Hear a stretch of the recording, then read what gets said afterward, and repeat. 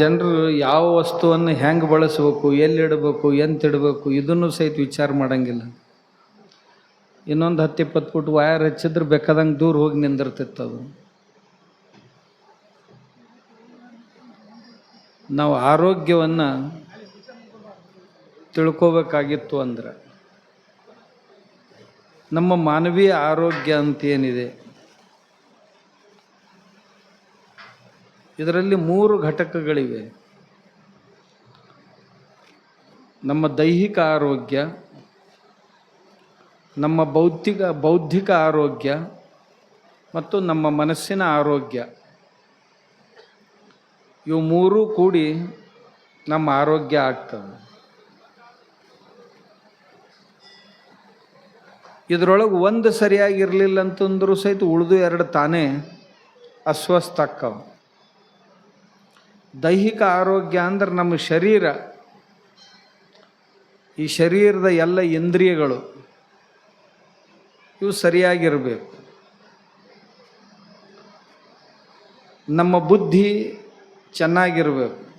ಅಂದ್ರೆ ನಿರ್ಣಯ ಮಾಡುವಂಥ ಸಾಮರ್ಥ್ಯ ಅಂತೇನಿದೆ, ಕ್ಷಮತೆ ಅಂತೇನಿದೆ ಅದು ಚೆನ್ನಾಗಿರ್ಬೇಕು. ಏನು ಮಾಡಬೇಕು, ಏನು ಮಾಡಬಾರ್ದು, ಏನು ನೋಡಬೇಕು, ಏನು ನೋಡಬಾರ್ದು, ಏನು ಕೇಳಬೇಕು, ಏನು ಕೇಳಬಾರ್ದು, ಏನು ತಿನ್ನಬೇಕು, ಏನು ತಿನ್ನಬಾರ್ದು, ಏನು ಕೊಡಬೇಕು, ಏನು ಕೊಡಬಾರ್ದು, ಏನು ತಗೋಬೇಕು, ಏನು ತಗೋಬಾರ್ದು, ಎಲ್ಲಿ ಹೋಗಬೇಕು, ಎಲ್ಲಿ ಹೋಗಬಾರ್ದು ಅನ್ನುವಂಥ ನಿರ್ಣಯ ಮಾಡುವಂಥ ಬುದ್ಧಿ ಐತಲ್ಲ, ಅದರ ಆರೋಗ್ಯ ಚಲೋ ಇತ್ತಂದ್ರೆ ಒಳ್ಳೆಯ ನಿರ್ಣಯಗಳನ್ನು ಮಾಡಲಿಕ್ಕಾಗ್ತದೆ. 3ನೇದಾಗಿ ಚಂಚಲವಾದಂಥ ನಮ್ಮ ಮನಸ್ಸು ಏನೈತಲ್ಲ, ಮನಸ್ಸು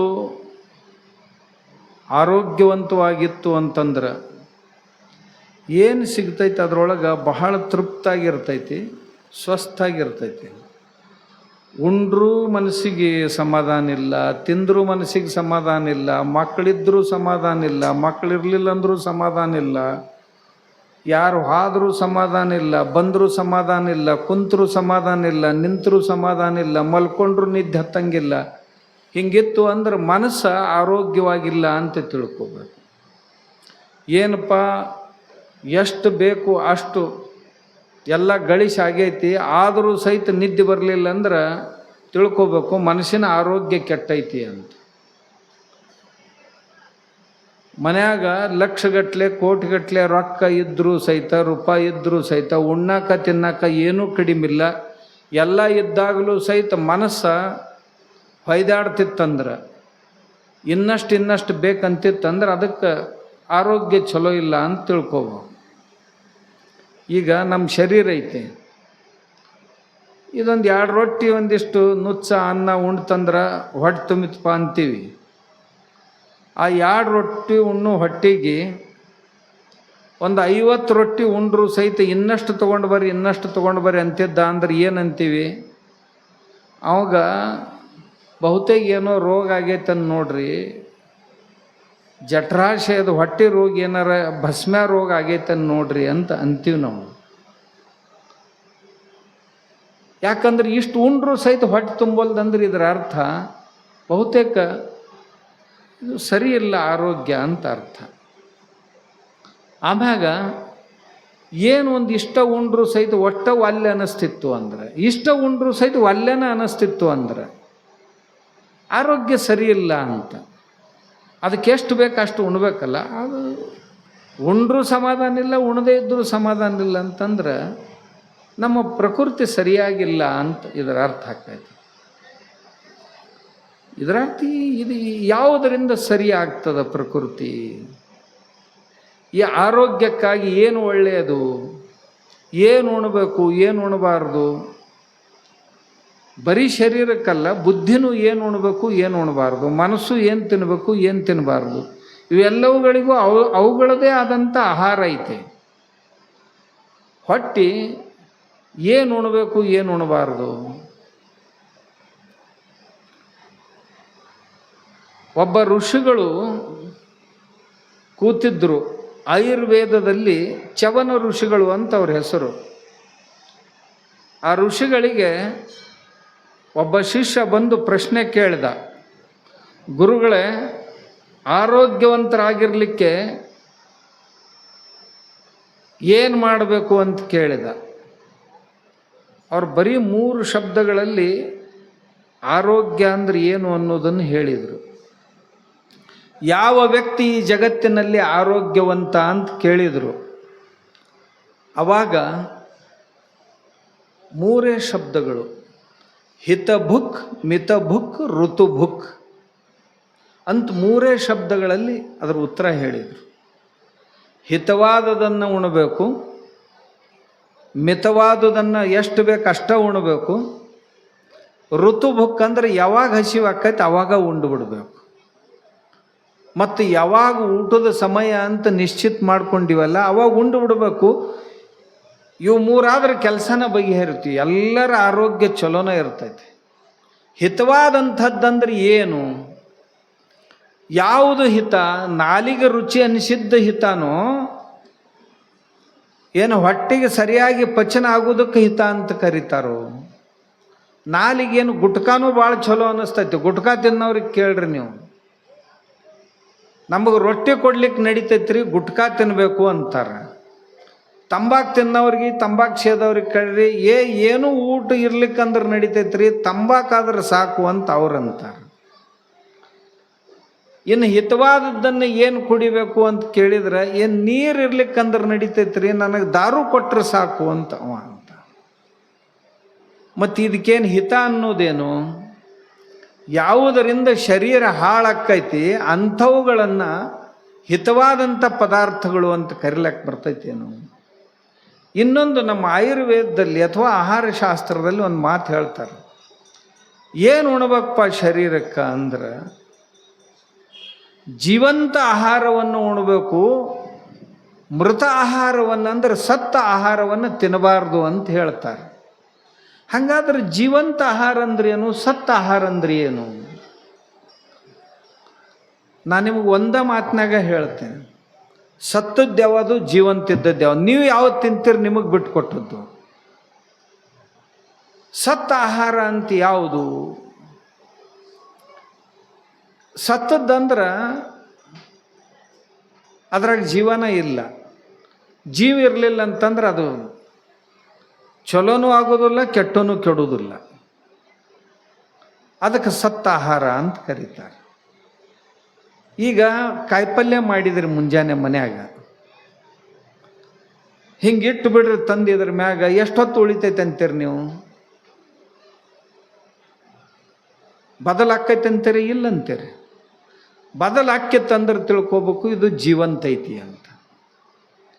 ಈ ಬದ್ನೆಕಾಯಿನ ಮಾಡಿರಿ, ಬೆಂಡಿಕಾಯಿನ ಮಾಡಿರಿ, ಟೊಮೆಟೊನ ಮಾಡಿರಿ, ಮತ್ತಾವುದೋ ಕುಂಬಳಕಾಯಿನ ಮಾಡಿರಿ, ಹಸಿರು ಪಲ್ಯನ ಮಾಡಿರಿ, ಮಾಡಿ ಒಂದಿಷ್ಟ ತೊಗೊಂಡು ಬಂದು ಇಟ್ಟು ಬಿಡ್ರಿ ಕಟ್ಟಿ ಮ್ಯಾಗ, ಎಷ್ಟೊತ್ತು ಉಳಿತೈತೆ ನೋಡ್ರಿ. ಅಂದ್ರೆ ಅದು ಬದಲಾಯಿತು ಅಂದ್ರೆ ತಿಳ್ಕೊರಿ ಇದ್ರೊಳಗೆ ಜೀವಿತ್ತು, ಅದಕ್ಕೆ ಪರಿವರ್ತನೆ ಆತು ಅಂತ.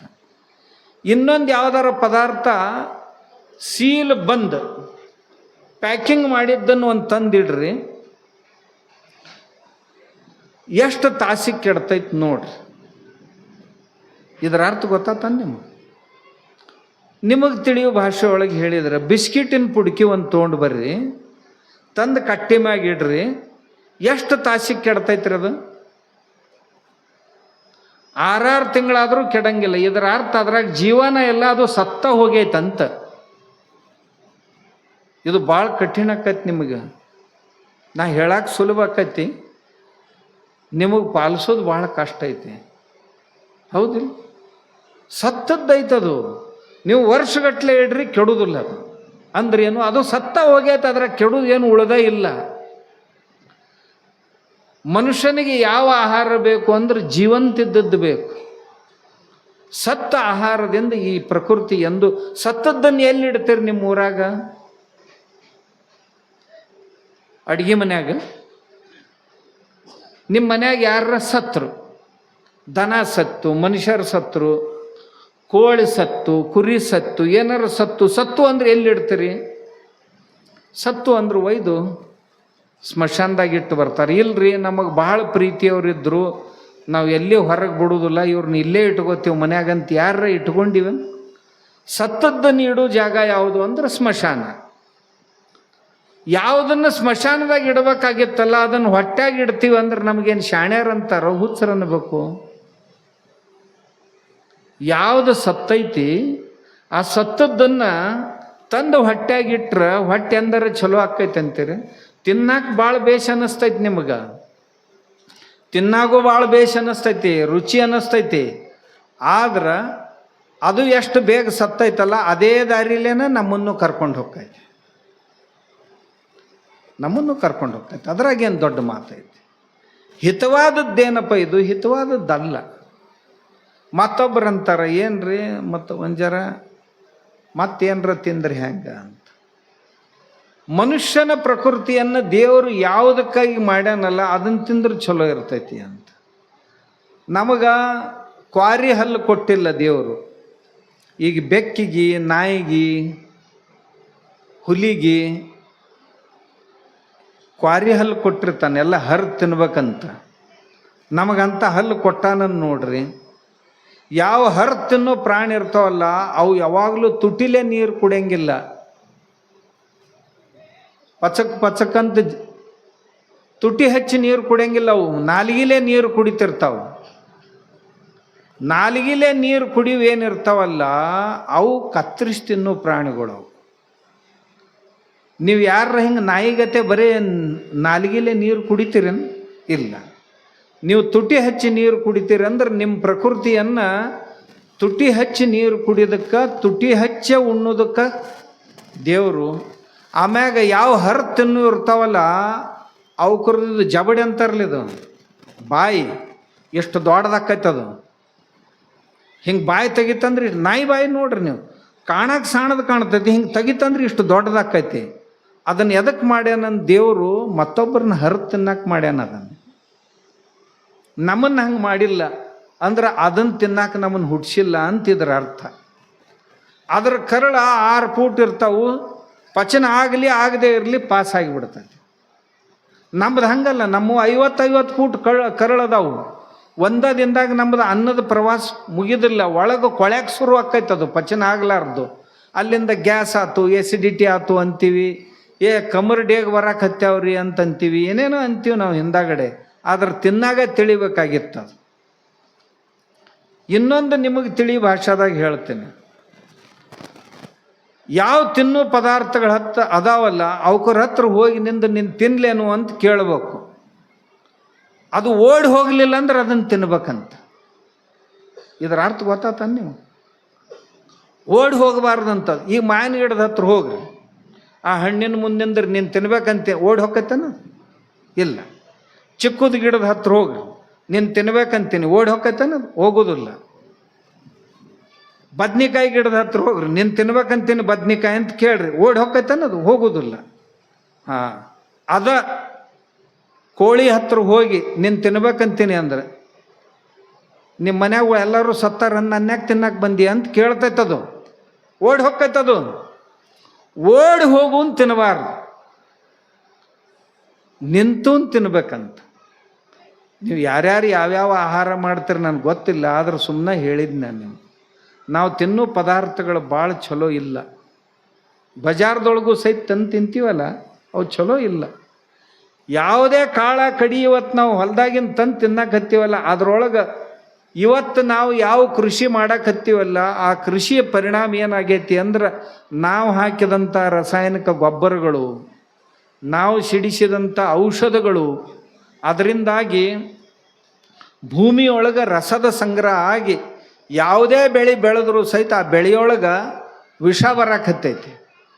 ಆ ವಿಷ ಈ ಪ್ರಕೃತಿಗೆ ಹಿಡಿಸೋಲ್